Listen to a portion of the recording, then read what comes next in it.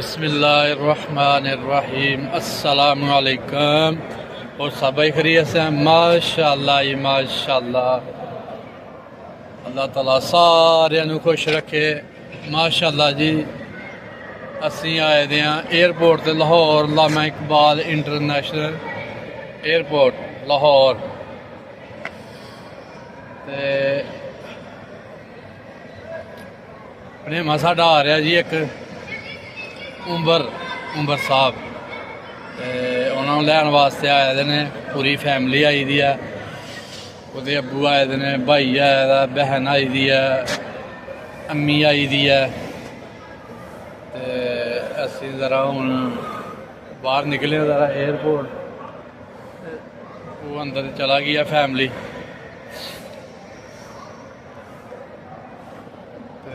लो जी असीं हुण थोड़ा जिहा जड़ा न उत्ते चले आं, उत्ते जाके शूट करने।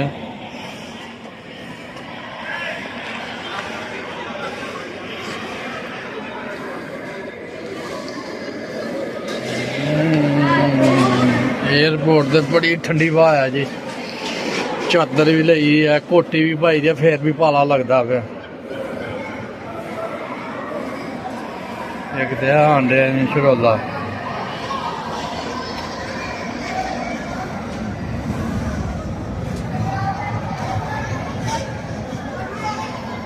माशाल्लाह। एक काफ़ी खूबसूरत एयरपोर्ट लामा इंटरनेशनल एयरपोर्ट।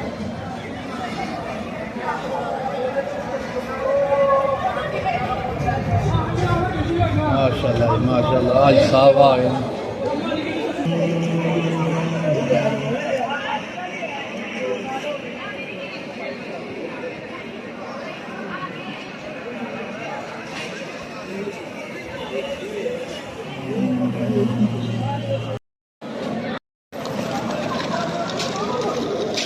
आयो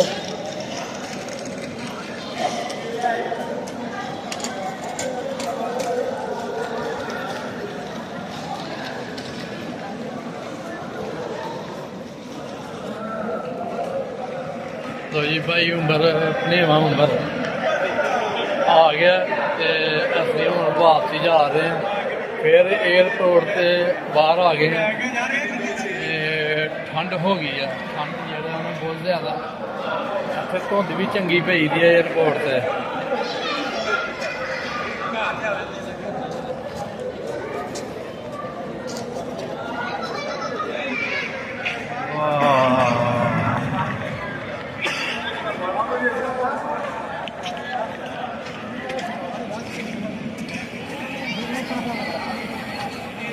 धुंध पै गई है एयरपोर्ट के अंदर।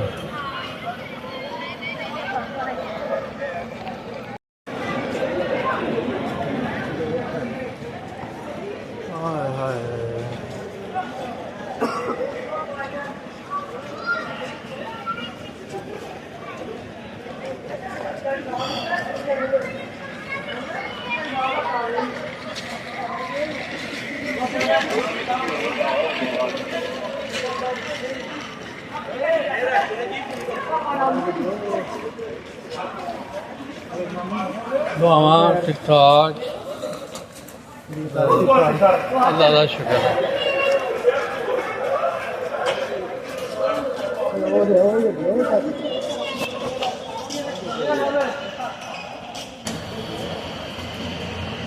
वाह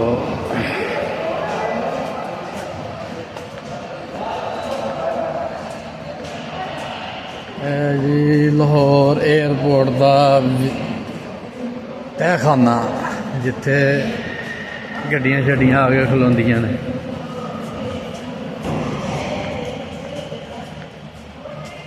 ओए होए ਹਾਂ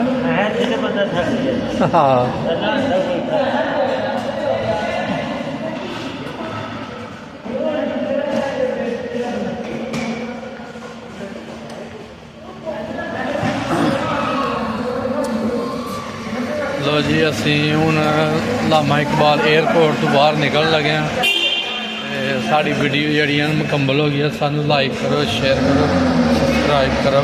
ਅੱਲਾ ਹਾਫਿਜ਼।